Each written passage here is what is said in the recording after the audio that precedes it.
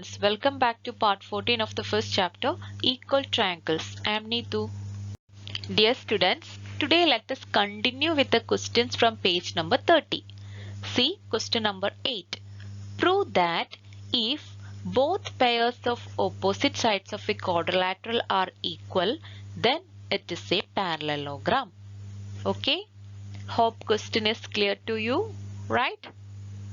Here we have to prove if opposite sides of a quadrilateral are equal, then it is a parallelogram. For that, first let us draw a quadrilateral ABCD. And we know its opposite sides are equal. So let us write opposite sides AB equal to CD and sides AD equal to BC.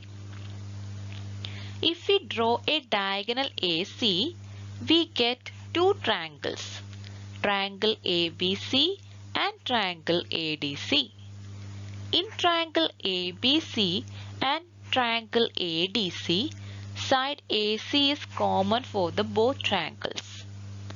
So let us write AC equal to AC, that is common side. See students, now we get three sides of these two triangles are equal. Then which property we can use here? First property, right? What is that?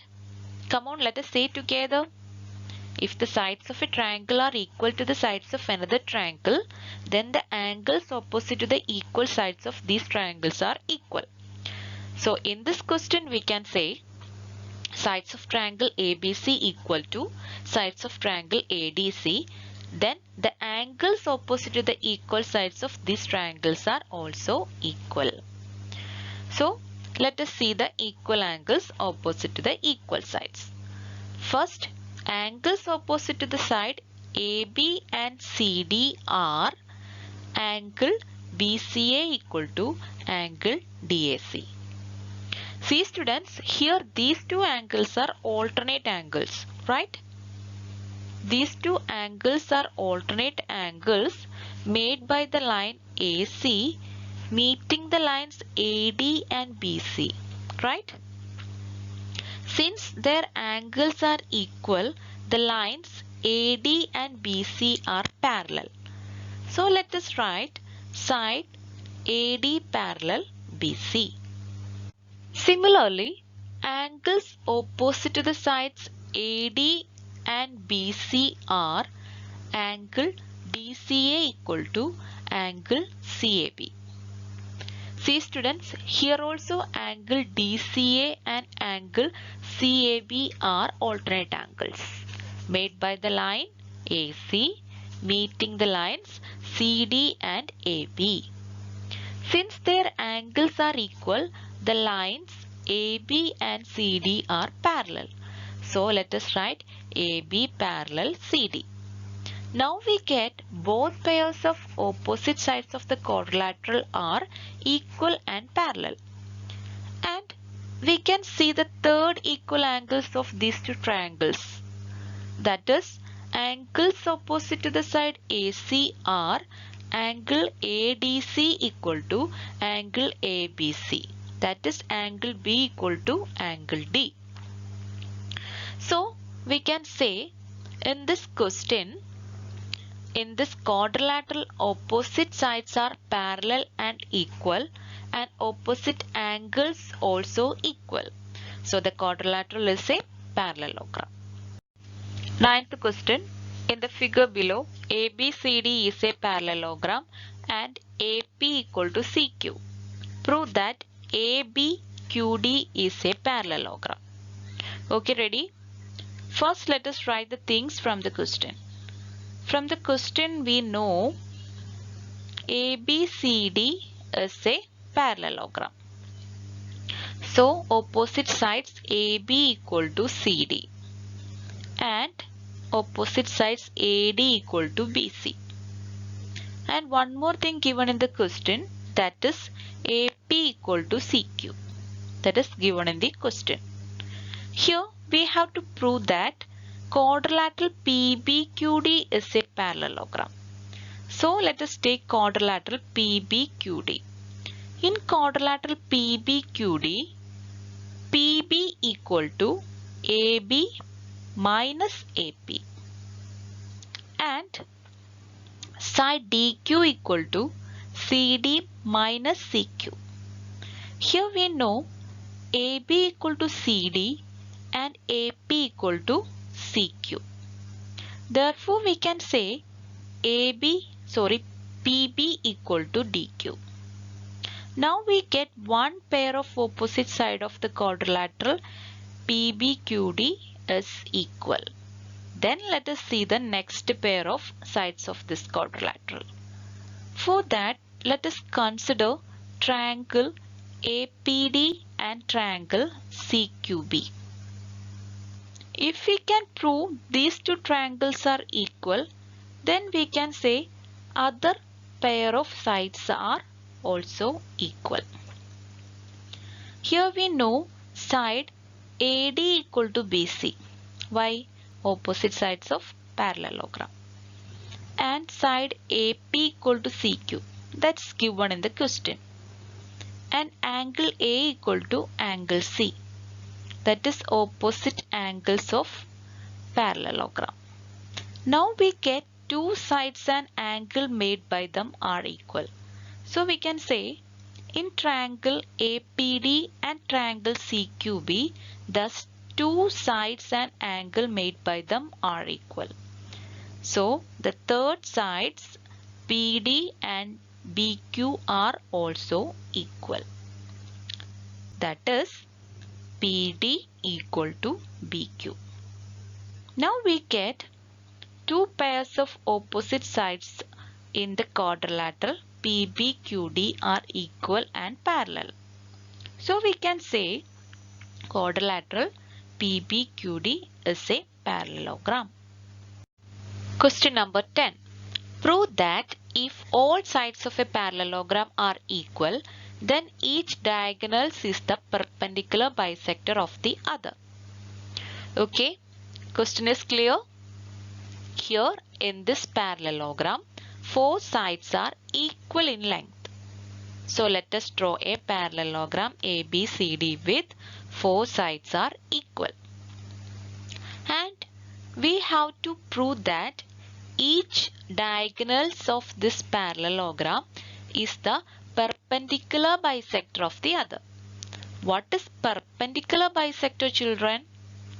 That means diagonals passing through the midpoint of the other and form right angle or 90-degree angle, right? Okay, so let us draw diagonals here in this figure. Here diagonal AC and diagonal BD are intersecting the point P. We know the general principle of the parallelogram. What is that? In any parallelogram, the diagonals bisect each other. Means diagonals passing through the midpoint of the other. And here we have to prove that these diagonals form 90-degree angle. Okay, then let us see the answer. In this figure, let us consider the two adjacent triangles. Shall we take triangle APB and triangle BPC?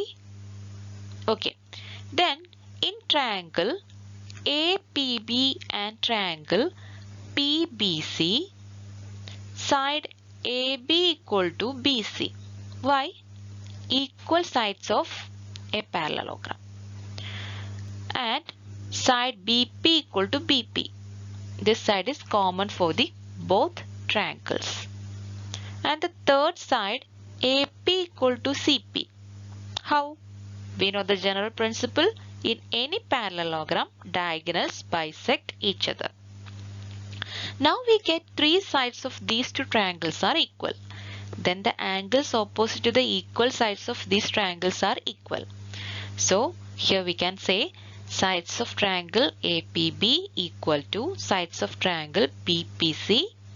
Then the angles opposite to the equal sides of these triangles are also equal. Then the equal angle opposite to the side AB and BC are angle APB equal to angle CPB. See students, here these two angles are linear pair. Linear pair means two angles that form a line and angles must add up to 180 degree. That means linear pairs will always be supplementary. So we can say angle APB angle APB plus angle CPB equal to 180 degree. So here we know angle APB equal to angle CPB. That means angle APB equal to angle CPB equal to 180 degree by 2. That is angle APB equal to angle CPB equal to 90 degree. Similarly, angle APD equal to angle CPD equal to 90 degree. So we can say each diagonals is the perpendicular bisector of the other. 11th question. In the figure below, O is the center of the circle and AB is a diameter. C is a point on the circle. First question, compute angle CAB. Second question, draw another figure like this with a different number for the size of angle COB. Calculate angle CAB. Okay students, ready? Here we know O is the center of the circle and AB is a diameter. So we can say OA and OB are radius of the circle and point C is also on the circle. Therefore we can say OC also radius of the circle. Here we have to compute angle CAB. Okay, then write OA equal to OB equal to OC. Why? These three are the radius of the circle. In the figure, we can see a triangle AOC. In triangle AOC, we know OA equal to OC. That is, two sides of this triangle are equal. Then what type of triangle is this, children? Yes, an isosceles triangle. So let us write triangle AOC is an isosceles triangle. All of you know the property of an isosceles triangle, right? What is that? If two sides of a triangle are equal, the angles opposite these sides are also equal. Here, equal angles opposite to the equal sides, side OA and OC are angle OCA and angle CAO. Then let us see all angles of this triangle.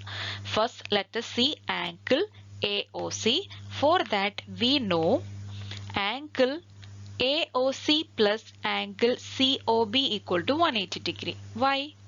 Because these two angles are linear pairs. Here, angle COB given in the figure, that is angle COB equal to 50 degree. When we substitute angle COB in the equation, we get angle AOC plus 50 degree equal to 180 degree. That is angle AOC equal to 180 degree minus 50 degree. That is angle AOC equal to 130 degree. Now we get one angle of the isosceles triangle. Then what are the other two angles, children? We know these two angles are equal and the sum of angles in a triangle is 180 degree. So in triangle AOC, we can write angle AOC plus angle OCA plus angle CAO equal to 180 degree. Here angle AOC equal to 130 degree. When we substitute it, we get 130 plus angle OCA plus angle CAO equal to 180 degree. That is angle OCA plus angle CAO equal to 180 degree minus 130 degree. That is angle OCA plus angle CAO equal to 50 degree. We know these two angles are equal. So we can write angle OCA equal to angle CAO equal to 50 by 2. That is angle OCA equal to angle CAO equal to 25 degree. So here first question is compute angle CAB. Angle CAB equal to angle CAO, that is 25 degree. So we can write angle CAB equal to 25 degree. Second question is draw another figure like this with a different number for the size of angle COB. Calculate angle CAB. So for that, first let us draw another figure like this. For that, draw a line, then mark its point, center point, then use a compass, draw one circle, then let us take angle COB equal to 60 degree, use a protractor and mark angle 60 degree, then give name to each points on the circle, then join point A to C. Now we get a figure like in the question. Here also we have to calculate angle CAB. For that, let us repeat all these steps again. Here we know OA equal to OB equal to OC. These are the radius of the circle. And we know triangle AOC is an isosceles triangle. Here also angle AOC plus angle COB equal to 180 degree. Why? These are linear pair. We know angle COB equal to 60 degree. So we can write angle AOC plus 60 degree equal to 180 degree. So we get angle AOC equal to 180 degree minus 60 degree, that is angle AOC equal to 120 degree. Then let us see the other two angles. So we can write angle AOC plus angle OCA plus angle CAO equal to 180 degree. When we substitute angle AOC equal to 120 degree, we get 120 plus angle OCA plus angle CAO equal to 180 degree. That is angle OCA plus angle CAO equal to 180 degree minus 120 degree. That is angle OCA plus angle CAO equal to 60 degree. So here we know these two angles are equal. So we can write angle OCA equal to angle CAO equal to 60 by 2.